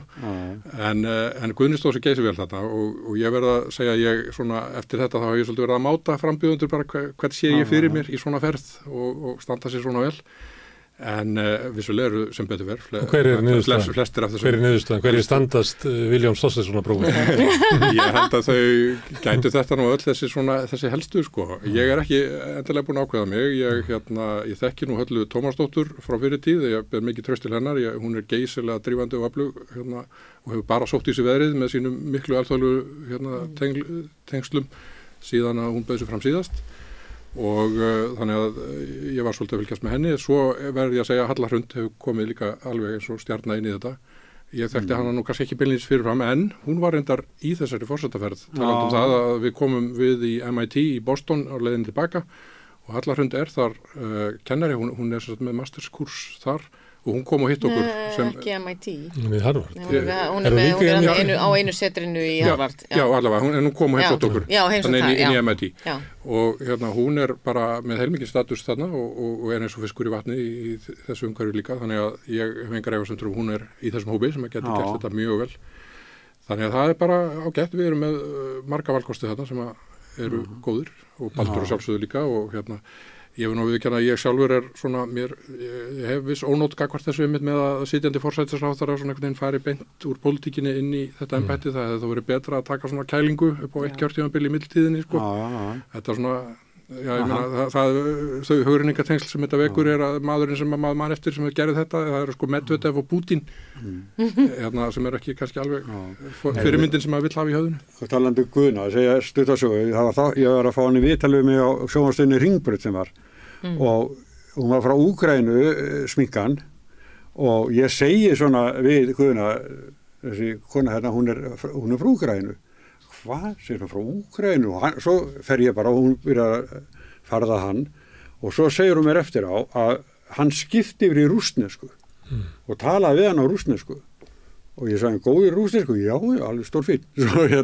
Og svo var hann svo flottur, svo sagði hann, svo byrja að heilsa fólkinu inn í Úkraínu, þannig að hún flutti fólkinu sínu kveðju frá forseta Íslands. Smart. Já, mjög smart. Hann er búin að standa sig mjög vel. Mér finnst líka mjög fallt hjá honum að afþakka eitt kjörtímabil viðbót vegna þess að það er nú alveg ótrúlega sjaldgæft, sérstaklega þessu landi og kannski almennt, að fólk sem hefur fengið vald geti sagt sig frá því á þess að vera bara nagla fyrir parkettinu Guðni hefur nálgast þetta embætti af ákveðinni auðmýkt og svona gert mjög marga góða hluti með þetta. Hann hefur mikið verið að vekja athygli á alls konar góðgerðar, samtökum og starfi og sumt af því er ekkert endilega opinbert, hann býður fólki til sína bestastaði bara í svona viðurkenningarskinn og til að ræða við það. Þið voru bæði, þið eru tvö hérna úr stjórnlagaráði, ekki? Það passar. Það er nú, ef við aðeins tölum í samhenginu af því sem við vorum að tala ef við tölum að þessu stjórnlagaráð sem svona fyrirbæri, að við erum alltaf að hugsa hvernig eru stjórnmálin okkar og hvernig gætu þau verið og hugsið ykkur hvað þetta var sniðugt að hafa bara mig og Villa og einhverja 23 aðra saman til að leysa eitt verkefni með engan möguleika á endurkjöri, engin möguleiki á sjálfshygli að þetta er bara búið, þetta er búið, neyðumst til að vinna saman að þetta er eina sem við eigum að gera, við eigum ekki að stinga hvort annað í baki, við eigum bara að klára þetta eina verkefni. Hugsið ykkur ef við hefðum oftar svona leið til að leysa, til og með stökum útlendingamálin, umhverfismálin, ef við gætum bara sett þetta í einhvern lýðræðislegan farveg með nógu fjölbreyttum röddum og leyft fólki að hafa það eina verkefni án þess að vera alltaf að byrja að hugsa hvernig verð ég aftur meiri. En ég svolítið verið að hugsa, haldið ekki að stjórnmálin munu breytast núna? Ég hald svolítið gaman að því að það er ekki búið að flytja mikla fréttir en það hér, en sko að matvælaframleiðendur í Evrópu, þeir eru bara að mæta á dráttarvélunum og mér finnst það, þú veist, þess að mótmæla mér finnst það einhvern veginn svona vera ég veit, þú veist, ég ætla nú ekki að setja mig að fara að tala mikið hverju þeir eru að mótmæla, en það skiptir ekki öllum máli, en ég hef svona hugsað, er þetta ekki einhvern veginn, getum við ekki séð í þessu einhver svona hreyfingu sem að væri svona í anda þess sem þú ert að segja veist, kannski svolítið svona útópist og romantist að segja valdið til fólksins, en skiljiði, er ekki ykkur svona hreyfing yfir þá átt? Ég held að þú veist þetta lýsa sko henni svo kvöldu gjá milli þings og þjóðar og því sem er bara ríkjandi svolítið held ég í okkar heimsluta, það er mikil gjá á milli, við getum kallað stjórnmáliðlitunar og svo svona vilja almennings, við þekkjum þetta á Íslandi í öllum málum, þetta kemur mjög vel fram í afstöðun til Gaza, það sem að öll stjórnvöld í okkar heimsluta eru með svona harða afstöðu á meðan að almenningu, það kemur fram í könnunum hér að það er yfir 70% Íslendinga sem að styðja málstað Palestínu og þarfandi gutunum. Þannig að mér finnst þetta að vera frekar 70% móti fiskeldi? Já, fiskeldi, við getum haldið bara endalaust talið upp að þetta er sérstakt vandamál í Íslandi, en held ég afstaða Íslands almennings til stjórnmálanna og þjóðþingsins sé verri heldur en ég held að við þurfum að fara mjög langt austur og suður til þess að finna annað eins. Þannig að mér finnst þetta að vera, þetta ég er alveg saman að eitthvað svona væri lausnin, við getum tekið útlendingamálin, við getum tekið náttúruverndina, auðvitað eigum við að setja þetta í staðan fyrir að vera alltaf þessar sérfræðingarnefndir sem að ráðherrarnir búa til þess að koma með afstöðuna sína til þess að benda á að sérfræðingarnir svo þetta, akkur mættu ekki segja bara að þjóðin sagði þetta? Já, en það er líka eitt í þessu sem er svo áhugavert, vegna þess að við erum svo ofta að hugsa, hvað virkar best? Alveg svo, þú vitnar í leiðtogafræðin og svona, það er fullt af fólki búið að rannsaka alls konar hluti og eitt af því sem mér fannst áhugavert var því ég sá að ráðgjafafyrirtæki McKinsey sem er svona rosalegt dæmi, skilur svona algjört svona í raun og veru þú veist, en þeir eru búin að gefa út skýrslu það sem þeir segja, það er miklu betra að vera með fjölbreytta stjórn í hverslags fyrirtæki eða hvað það er heldur en þess að venjulegu sérfræðinga. Þú tekur ekki 10 bankamenn og ætlir til að þeir geri gott móti í einhverju bankastjórn. Það er bara ekki þannig. Þetta er bara algjör hugsanavilla og við erum alltaf að endurtaka sömu mistökin með því alltaf að vera að fá fólk sem er búið að mennta sér til þetta átt og hugsa þar leiðandi í einhverjum sílóm út frá sínu fæi og hefur kannski enga lifað reynslu af því sem síðan gerist út úr þessu og það er að koma bara með einhver svona óbúslega menntaða og gáfulega niðurstöðu. Þetta er svo mikil vanverðing gagnvart því hvað fjölbreytta í raun og veru hreyfing getur skila mikilli þekkingu inn og það er bara eins og með stjórnlagaráð, ég veit að þessi stjórnarskráð er ekki enn tekið gildi og það er kannski eitt af því sem að ég set stórt spurningamerki við að nafna minn sé allt inni komin í forsetaframboð, hún lofaði því í margsinnis að þjóðin skildi fá stjórnarskrárumbætur og ekki tókst henni að leiða eitt það kom ekki eitt inn í stjórnarskrána í allri þessari stjórnartíð hennar, en nú vill hún fá vald samkvæmt gömlu stjórnarskráni sem er hálfgert einræðisvald, af því hún er svo úrrætt að hún sótti vald sitt frá kongi, danska konginum og við höfum aldrei náð að breyta þessu, þess vegna Guðin alltaf alveg hjálp. Þú veist, ég verð að fá nýja starfslýsingu, ég vil ekki bera eitthvað ábyrgð sem ég get ekki borið og hef ekki, eins og þegar hann þetta skrifa undir með pedofílum og allt þetta er bara, þú veist, auðvitað vill hann þetta ekki. En það hefur ekki tekist að breyta neinu og henni verið samt heppilegt núna að hún fá þetta vald. Þið veitu, ég er ekki að segja hún muni misnota það, ég er ekki að segja það. Ég er bara að segja að þú getur ekki lofað að þú ætlar að fara í ákveðnar umbætur gagnvart þjóðinni sem eru grundvallar umbætur, sjálfur samfélagssáttmálinn, klikkað algjörlega á því og verið sérna ég tek þá bara konungsvaldi þarna gagnvart þessu gamla. Þú veist, það finnst mér vera alveg biluð niðurstaða og ég veit hún er kannski ekki að hugsa þetta svona, en þetta er það sem er að gerast. Það er eitthvað aðeins söguþræði, sko. Söguþráður er eitthvað beiglaður, sko. En var það sem þið voru að segja svona nýjar lýðræðislegar aðferðir, það alveg til í fræðunum svona hugmyndir eins og deliberative democracy, þú veist, það sem verið að taka saman svona hópa af fólki sem að færa að setjast yfir mál og hafa aðgang að sérfræðingum. Kallar rökræðu lýðræði, Þannig máta sósíalistaflokkur í sína stefnu. Það var grasrótin sem gerir það í Slembivali og kalla til sérfræðinga, það byggt á þessum hugmyndum. Akkurat, þannig að það alveg til svona sprúðlandi hugmyndir svona lýðræðismekanisma sem að væri alveg gaman að nota og prófa, en það bara mikil íhaldssemi í struktúrunum sem fyrir eru, þeir eru einhvern veginn lítið til í að láta eftir. Ég skynja einhvern veginn þannig fyrirgefið að við séum svolítið sko að stjórnmálin munu á einhver leiti breytast á næstu árum, kannski ég er alltaf frekar bjartsýn sko, og við séum að fara í einhver svona átta sem að við finnum leiðir til þess að áhrifin og völdin komi frá, þú veist, fólkinu ef ég orða það þannig, en sem sagt að því að ég held bara við sé ef ég svona fer úr hérna, teku á hann hattinn stjórnmálamanns eða konu og fer yfir í bara hérna hinn venjulega borgara, þá held ég við viljum meira og meira fá að taka þátt. Við viljum sem sagt hérna fá að rödd okkar heyrist og við þurfum bara að finna leiðir þar sem að þetta fer saman sko. Og það náttúrulega þetta gerðist náttúrulega eftir hérna hrunið og hefur í rauninni ekki, það hefur einhvern veginn ekki alveg hérna lagast og í mínu lífi þá ég með svona hérna möndru sem að reyndar á ensku en ég skal reyna íslenskana sko, því hún bara, ég veist hún betur á ensku sem svona what you can't feel, you can't heal. Það sem að þú getur ekki fundið fyrir þá getur ekki heila það og ég held einhvern veginn að hluti af því sem að gerðist þarna hefur aldrei, það eitthvað sem gerðist sem að ekki alveg heilað, skiljið hvað ég veit. Já, en ég hef trú á því að við séum. Þetta veit mér hérna að því að í málflutningi leigjendasamtökuna þá þetta mjög gegnumgangandi og þau segja allir hópar, allar ráðstöfnur, öll borð þar sem ákvarðanir eru teknar húsnæðisuppbygginguna á Íslandi eða húsnæðiskerfið, það engin leigjandi við borðið. Það engin leigjandi við borðið. Samt það sko 30% heimila sem eru leigjendur og það sá hópur sem mest líður fyrir óréttlæti húsnæðismarkaðarins og vankanta hans, en það aldrei leigjandi við borðið þessi ákvörðun tekin. Kannski í einstaka tilfellum þá getur sko Guðmundur Hrafn formaðurinn verið einn af 8 svona fyrirlesurum í einhverju fyrir framan einhverja nefnd og fær einhverja 10 mínútur. Mér finnst bara eitt af flottasta slagord sem við svo höldum áfram að þetta er svo gaman að tala nothing about us without us, ekkert okkur án okkar, þetta áauðvitað við alla mannréttindabaráttu, alla baráttu, bara alla samfélagslega baráttu, það á ekki að taka ákvarðanir fólk án þess að það sé statt við borðið, skiptir ekki máli hvort það séu börn eða útlendingar eða leigjendur eða hvað það er og þá aldrei að gera, nú yfir lengi unni með fötluðu fólki í þeirra réttindabaráttu og það að skipa svona token fatlaðan sem á komin hérna við þetta nýjumanna borð, það sem allir eru á launum frá sínu stofnunum en hann á að gera þetta sjálfboðavinnu helst og svo fær hann 200 blaðsina skýrslur í 1 ára mætra fundin og svo sagt samráð var haft við. Þetta er náttúrulega bara grín. Það er ekkert eðlilega mikið eitthvað sýndar samráði í gangi og þetta er fullkomið dæmi um það, hleypa einhverjum einum leigjanda á einhvern panela sem eru 8 einbýlishúsa eigendur að tjá sig og nokkri leigusalar. Yfirleitt sko. En ég nefndi hérna stjórnlagaráði að því að nú að fara hérna forsetakosningarnar og fólk að segja ég ætla svona að sjá þegar kappræðurnar byrja og ég fór nú að skoða því svona gamla kappræður og ég myndi hérna hvetja fólk til að kynna sér þetta áður en að kemur að þeim. Það ekki mikið sem kemst í gegnum þær. En þá það hérna þið kannist við þetta, búið að vera eiginlega bara allavega frá 96.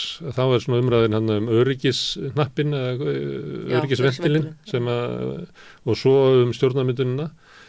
En til það sem við erum að tala hér er svona hvernig ætti sko lýðræðið okkar að þróast og hvert að vera hlutur forsetans, en ég held að okkur verði boðið upp á sko umræður sem sagt lýðræðiskerfið okkar og hlutur forsetans á einhverju svona forsendum sem að kannski allir eru einhvern veginn sammála að þetta bara, með alltaf núverandi forseti segir þetta gengur ekki lengur sko. Ég verði að fá einhverja hugmyndum hvað starfið mitt snýst sko.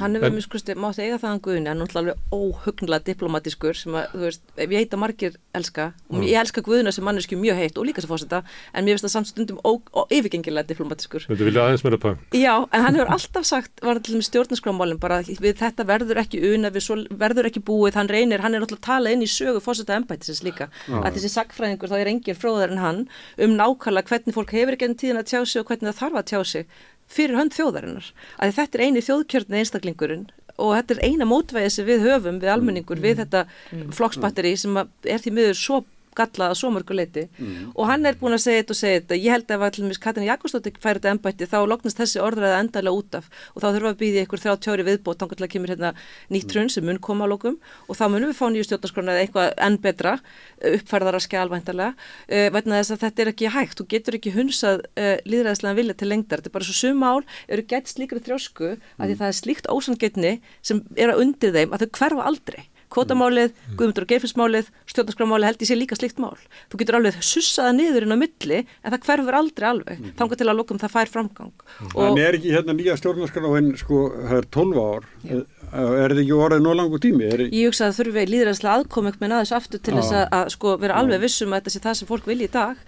En það sem við gætum ekki gert er að segja þetta sem þau eru búin að vera að reyna að gera sem er náttúrulega bara einhver algjörlega stærsta hausin við stein aðrenna sem ég sé á æfuminni í boði aftur nöfnum minnar að miklu leyti að ætla sér að gera þetta einhverjum bútum og innleiða eitthvað svona í samtali allra flokka, það er algjör sögufölsun að halda því fram að alla stjórnarskrárbreytingar á Íslandi hafa verið gerðar í einhverju fullkonu pólitísku harmoníu og það er bara alls ekki satt.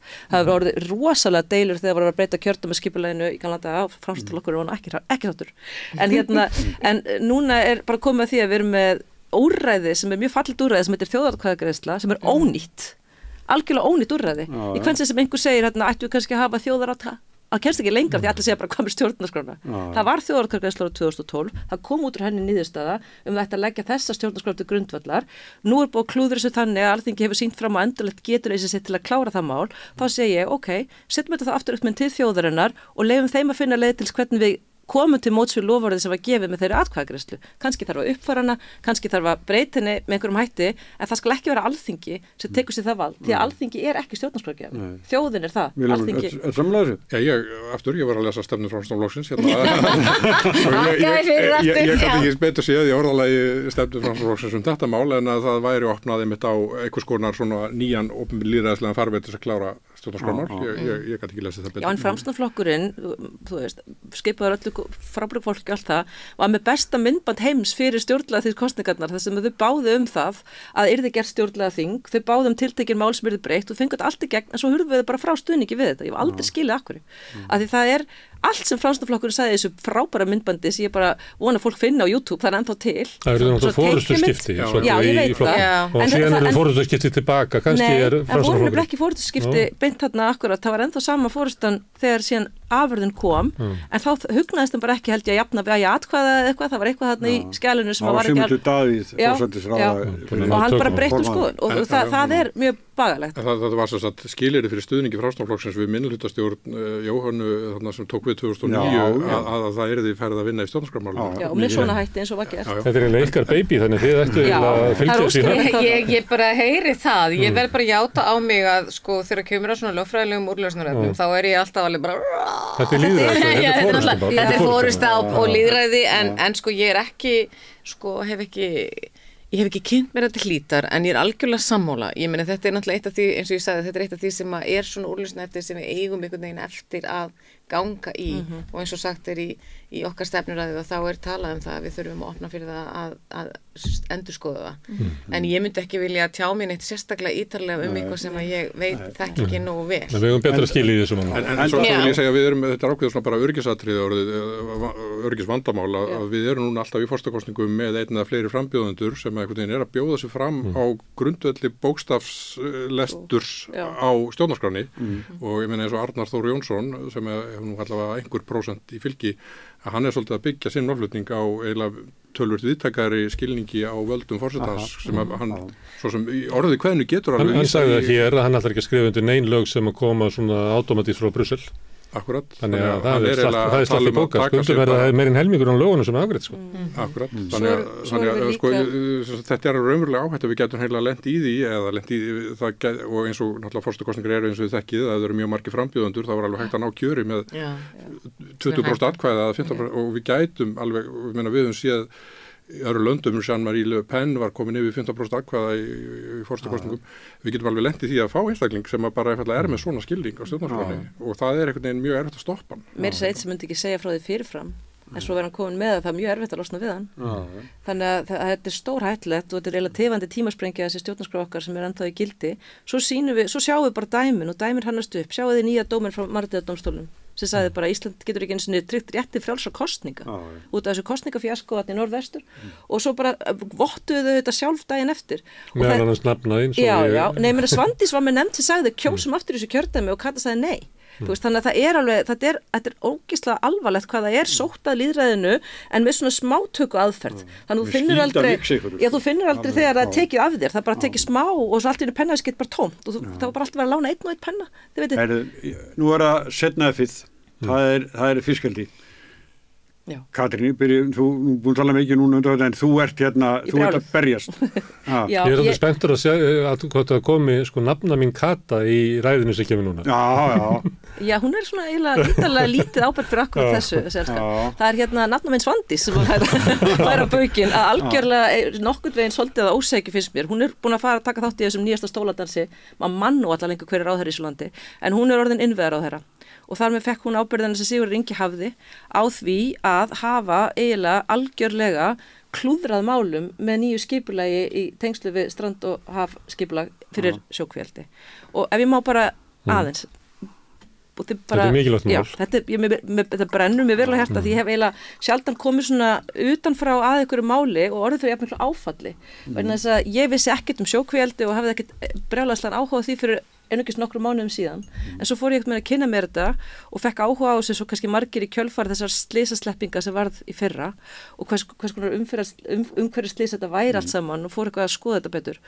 Og þú veist, mér langar alltaf að skilja heildarmyndin og það oft bara mjög pirrandi og flókið, sérstaklega í Íslandi.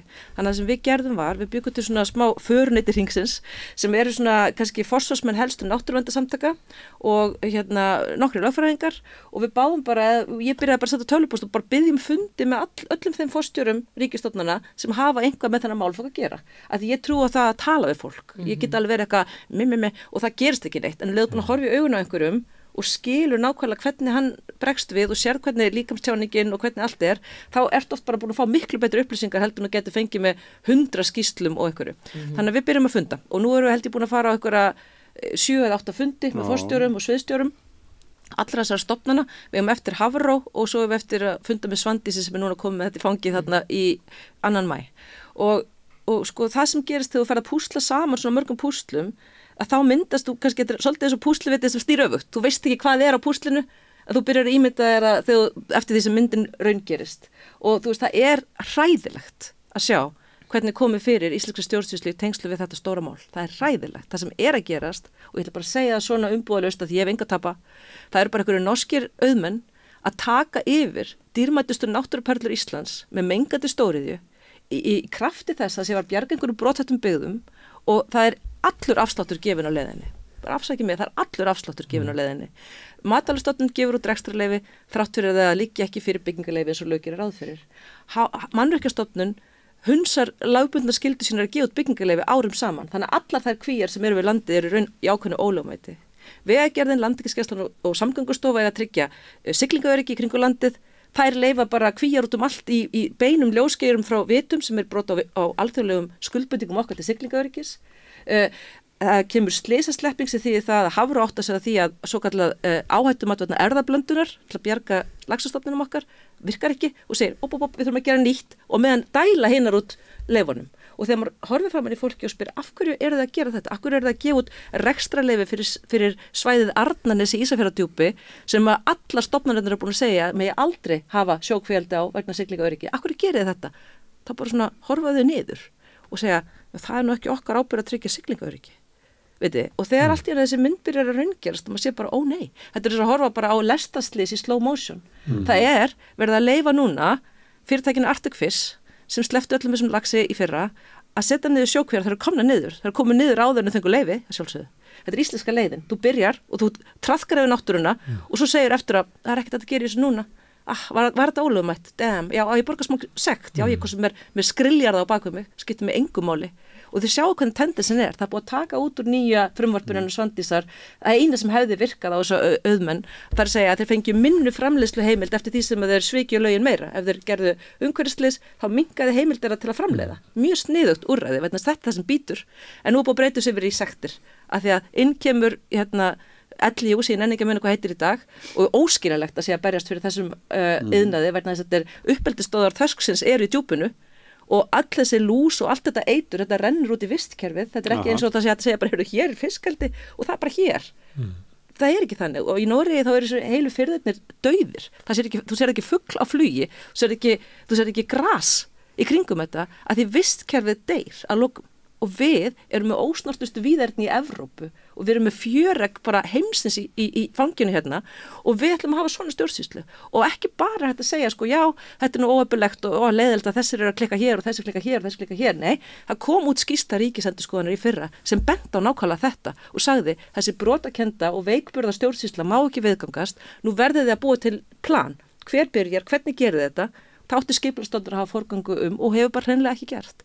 Og hvað gerist? Ég ætlum þess að vinna fyrir mann sem á þetta ótrúlega fallega svæði sem heitir Sandeyri, sem þarna í Snæfellstöðum, þar sem núna búið að hóla niður þessum kvíum gegn hans leyfi og hann hreinlega búin að leiða líkur að því að skipulagið fyrir sjókvíaldinu inn á hans jörð. Þetta það nálægt landi að netlögin hans ná þarna út og í skipulaginu segir bara, og við gátum ekki alveg átta okkur á því hvað netlögin voru, svo við tókum bara þetta kort, bara einhvað kort og settum bara 115 metri viðbót. En þetta miðast við Stórströmsfjöru og landi hans heiti Sandeyri af ástæðu, það bara fjarar endalaust út þarna.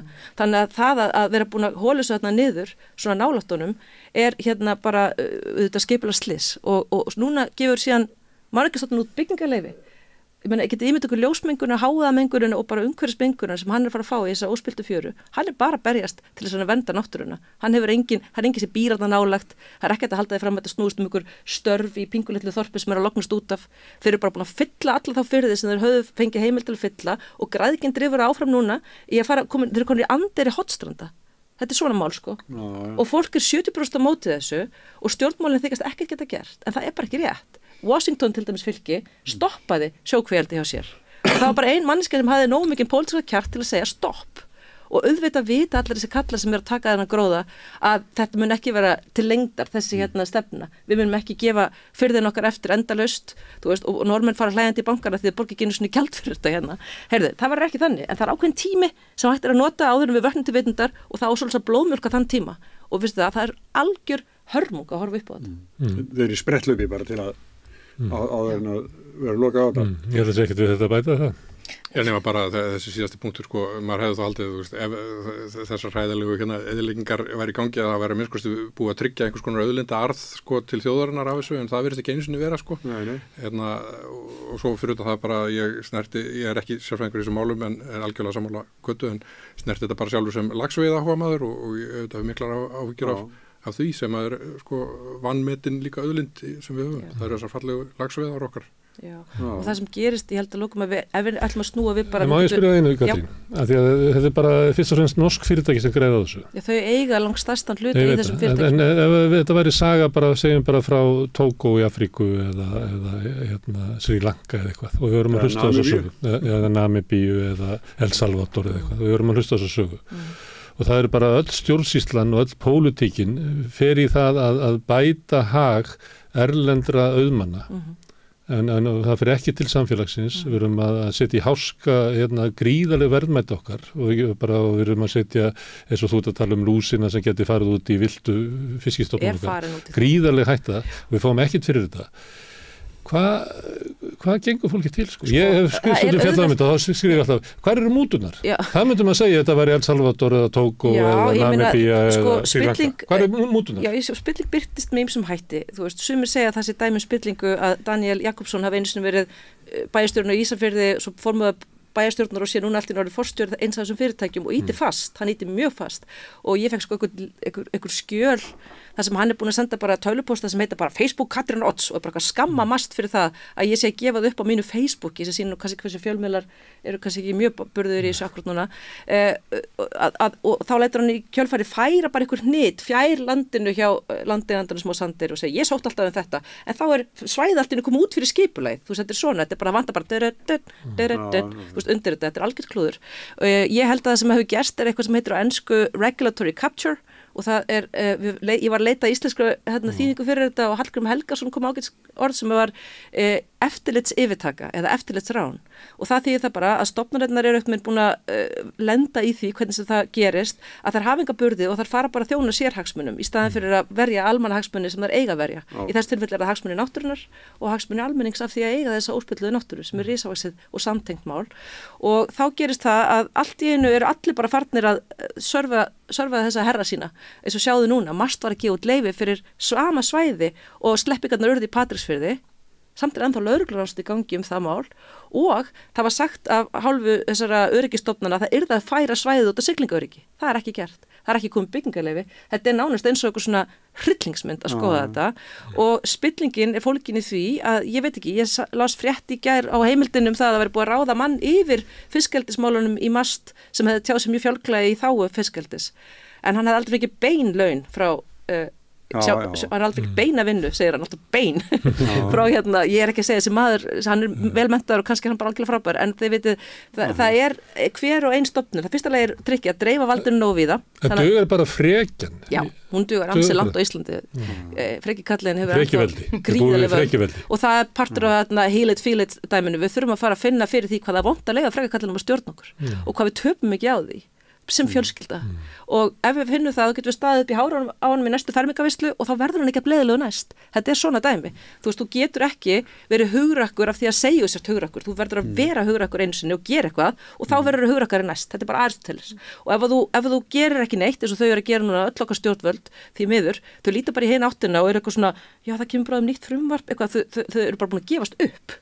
Og meðan við erum að taka náttúru eins og Snæfjallaströndina fyrir framan augun á okkur öllum, við elskum íslenska náttúru, við sem héðan erum, við elskum hana og sýndu mér þann Íslending sem er drullu saman náttúruna, hann er ekki til vegna þess að við erum ennþá í tengslum við hana og meðan aðra þjóðir eru kannski kynslu eftir kynslu búin að alast bara á malbyggi og hafa minni tengsl við sína náttúru, við erum heppin hér, við höfum ennþá tengsl við hana, við viljum komast út í hann á sumrin og við erum öll búin að alast upp á okkur hringferðalagi í okkur tjöldum, þú veist, við eigum þennan sameiginlega reynslugrunn og við látum þetta samt gerast og af hverju? Og þetta er að gerast. Þetta er að gerast og ógnarhraða. Ég er með svona tilfinningarlega afstöðu til þessa máls. Ég var þarna Patreksfirði og Tálknafirði og horfði svona á firðina og sá þessi og maður er svo veist að því að maður er bara stattur í sjávarbyggð og þetta er eiginlega svona heimatúnin. Þetta er heimatúnin og ég var hugsað svona, ætti þetta ekki bara að vera í eigu bæjarbú og þau getur bara tekið ákvörðu hvort þau vildu hafa þetta svona eða ekki sko, að ég menn akkur er einhverjir norskir, einhver Jan, einhver sem á þetta þetta og svo var ég með mann sem er búin að bara lifa alla sína ævi í fiskeldi og hann var svona vöxlina, maður var að segja, veistu það að þeir koma hingað vegna þess að þetta er ókipis, að þeir fá leyfin hérna og þeir vita alveg að þetta mun ekki vara lengi sko, því að það sem þeir eru að gera hérna er bara óbærilegt og þetta verður stopp á endunum og það sem að gerist þá er að þetta er ekki vel gert hjá þeim, þeir eru ekki að fá hátt verð fyrir afurðunar, þetta er bara rányrkja sem er í gangi hérna. Og svo var þetta eitthvað svona sláandi fannst mér að sjá þetta að við verðum bara að gefa frá okkur sko okkur á bæjarfélagi því að suminleiti ættum við að vera að vinna í því að bæjarfélagin hefðu meira að segja hvernig að þið vorum að tala um pólitík og nærsér og svona við myndum að vilja hafa þannig að þetta væri bara bæjarútgerðin þeirra eða við vilja hafa þetta svona. Svo ferðaðist maður aðeins norður eftir Vestfjörðum og kemur inn í Dýrafjörð og þá er þið kannist við að það er eitt strompur sem veðrar. Og það er leifarna frá hvala veiðum normanna sem að komu hingað og veittu hvali og brættu þá í lýsi, byggðu upp einhver atvinnustarfsemi tíma, svo færðu hvalinni sér einhverjum ástæðum, þannig að þeir fóru aftur fyrir Austfjarða og eftir stóð, þeir komu inn í vestfískt samfélag og eftir stendur bara þessi einn strompur og ekkert annað eftir. Það var ekkert eftir á vesturum og þannig verður það með fiskeldið. Þeir munu koma hann inn, þeir munu bara hirða þetta og ræna þessu, svo verða hann bara ryðgaðar kvíjar og einhver bara disaster sem verður hann eftir og það munu ekkert sitt eftir, ekki neitt. En það er líka eitt í þessu sem er ótrúlega, að þetta er ógeðslega góða punktur. Það er byggðastefnu moment í þessu. Það er líka svo ósanngjarnt að fólk sem býr við bara ekkert engin atvinnutækifæri á einhverju svæðum sem það vill ennþá búa, það getur ekki einu sinni selt húsin sín og flutt suður af því það fær ekkert fyrir þau, að það sé ekki verið með massífa efforti að koma til móts við þetta fólk og búa til störf þannig að þessi fjölbreytt eitthvað annað, auðvitað eru þau bara í örvæntingu og ég get sko algjörlega skilið fólk sem segir ok, þetta betur en ekkert, mér langar ennþá að búa hérna, þú veist, ég get bara og ég hef fulla samúð með því, en það algjörlega hræðilegt að þurfa að taka þessa ákvörðun, já ég fórna náttúrunni í heimabænum mínum bara til þess að ég geti verið hérna ennþá og til þess að við eigum eitthvað sensa og börnin okkar geti bara verið í bekk með fleirum en einum, þið veitir, þetta auðvitað bara mjög mannlegt og eðlilegt og það ekkert mál að kirkja þessi samfélög, svo þegar þau eru komin þá dundraðu bara fullt af peningum í íþróttafélagi og þetta og hitt og þá líður öllum opslega þakklátt að það bara var aðeins skárra að búa hérna heldur en að væri fyrra, þetta bara leifar að því að við höfum ekki gert upp okkar nýlendu fortíð. Sorry, ég ætla bara að fá að segja það. Við erum bara með pínu beyglaða sjálfsmynd við Íslendingar og við séum ekki að hjálpa þessum byggðum að búa til fjölbreytta og þroskaða atvinnuvegi í staðin fyrir að segja, já, taktu bara þetta, betur ekki neitt, eins og var gert við okkur þegar við vorum kúið af einhverjum öðrum þjóðum. Það hræðilegt og þarna healing it, feeling it moment. Algjörlega, ég alveg sammála. Ég verð nú að játa á mig að ég hef ekki sett mér nægilega vinni þetta, ég bara fekk bara svona, bara svona í hjarta þegar þú talaðir, þetta var bara svo, stórkostlega ræða, þannig að ég mun fara að skoða þessi mál betur. En ég var stödd á Ísafirði, ég er að vestan, alin upp bæði á Vestfjörðum og í Keflavík, en á Ætturreykja vestur og var stödd þegar Kerasis var núna síðasta suma þegar Kerasis þá var það nú fallegt að þau komu og voru með þegar þeir seldu stóru söluna á Ísafirði og voru þannig með og ég fór á annan fund og það í rauninni kannski bara þannig vill maður sjá framtíðina að þið vitið náttúrulega kannski sögu Kerasis sem að verður bara til þarna í þekkingasetri Vestfjarða og hann náttúrulega var duglegur að fá sín tækifæri sem að til þess að þróa þessa afurð úr fiskroði og fekk aðstoð til þess frá frystihúsinu og svo verður til eitthvað svona frábært hugvit og þetta svona saga sem svona hún kannski svona talandi Silicon Valley þetta svona velgengni saga en saga sem sýnir hvað hægt að gera. Og það náttúrulega við þurfum á sama tíma þegar við erum að hugsa þessar byggðir þá erum við langan tíma búin að vera stundum finnst mér eins og að því það mikið hugvit og Háskólasetur Vestfjarða til dæmis Pítur Weiss bara búin að gera frábæra hluti þar sem að einmitt verið að hugsa strandlengjuna og það bara kemur hann að fullt af fólki og sumt verður eftir og þannig að við þurfum bara að hugsa þetta út frá fjölbreyttum leiðum en leið að skilja þennan þess að þrá fólks til að fá að vera á sínu stað og geta búið haft ykkur atvinnu þannig að En þetta er oft svona einhverja stórkarlalega leiðir það er stóriðja, það er eitthvað svona meðan að eins og segir Kerasis svona dæmi hitt það sem þetta meira ég fór alltaf að hugsa að fiskeldi út og hvað gengur þetta, það gengur út á að búa til fiskprótein nú náttúrulega komnar það svona í fæðingu aðferði til að búa til svona gerfi kjöt það sem verið að nota genabreyttar örfur til að búa til og það meira þessi Íslendingur sem á mjög spennandi sprótafyrirtæki einn af Helgasonum sem á sprótafyrirtæki sem að búa til gerfi leður syntetískt leður sem búið til líka með svona líftækniaðferðum akkur ættu við ekki að prófa það að búa til fisk og þörungum þetta búið til allan anskotan líka Já, ef ekki frekar að við erum svo mikla líftækni og erðatekniþekking á Íslandi ef ekki frekar að nota hana til að prófa að búa til gerfi fisk eða eitthvað það væri miklu nær svona framtíðalægra Víða á landinu eru stórkostlega framkvæmdir á landeldi Já, náttúrulega það er skárra það er bara allt annað geim en svo getur ekki orðið slísasleppingar þar en það getur hins vegar orðið náttúrulega dýraníð og alls konar annað sem fylgir þessu og í raun mengun myndast oft í iðnaði og það sem ég veist áhugavert við þetta fiskeldistæmi það að þetta ekki hagkvæmt út frá manneldi, þú ert að kosta mjög miklu prótín í þessar dýr til þess að þau verði prótín sem einhver vill fá á einhvern súsíbita það kostar meira prótín að ala þetta, eitthvað sojaprótín og þá er verið að fórna einhverju skógi hinum inn á jörðinni þannig að heildarmyndin ekki fögur heldur. Eitt í varðandi það afstaða Seyðfirðinga að því að það hefur verið gerðar kannanir og ég held að 70% villit ekki samt ráðu þau því ekki að því að ákvörðunarvaldið annars staðar og líklega verið svo tróðið upp á þau. Nei, þessu verður skal aldrei vera tróðið upp á þau. Það er baráttan að fólk sem að býr við þennan fjörð þessa einu götu svo rosalega löng leiðin Sneifan ég þurfti að labba hana eins og sko. Þú segir ég hef fengið að labba hana einu sinni, þetta er fallegast og besti staður landsins það er fólkið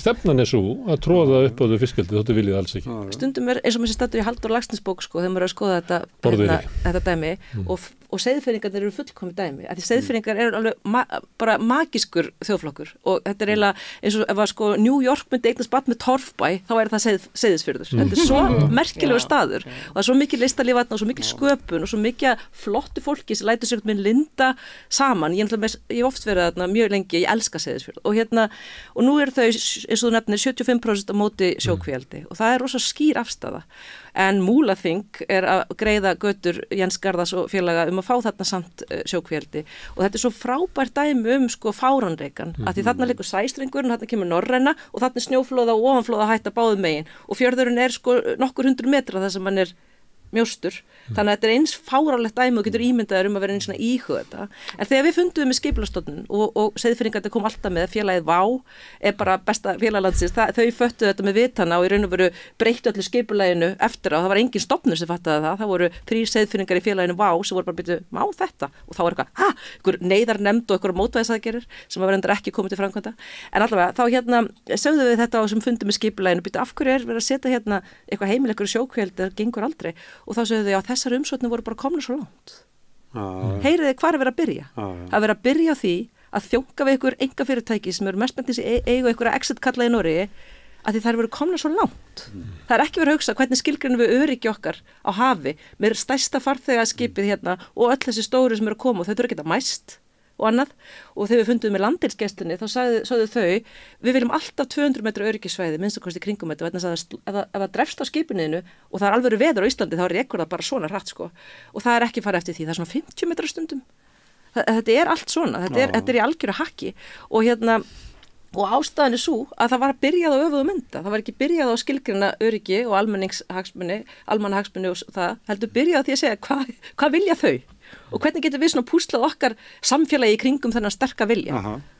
Herði, nú erum við búin að setja nýtt met í lengd á umræðu Já, er það? Já, við hefum aldrei verið svona lengi. Það var eiginlega þáttur í þættinum sem að var ræða Katrínar fiskeldi sem að ég spái að muni fást í öllu betri plötubúð. Nei, en það er að finna bæði á Facebook síðan hennar og á miðjan.is. Svo þarf að texta það með að fá bara gerfigreindininn til þess að setja textana. Úkraínskan texta. Já, áskorun að texta hennar vélbissu en þetta er mjög skýr sko. En þetta þarf að fara á sig víðast. Þá ætla ég að þakka ykkur Árelía, Vilhjálmur og Katrín fyrir að vera hérna með okkur. Við sitjum eftir að venju og Sveinn Rúnar Hauksson er örugglega komin í hús hann er nábýlega að fá sér te frammi en þú talar svo við hann eftir að við höfum tæmt viskupur að fara til Gaza en aftur, takk fyrir komuna. Takk fyrir mig.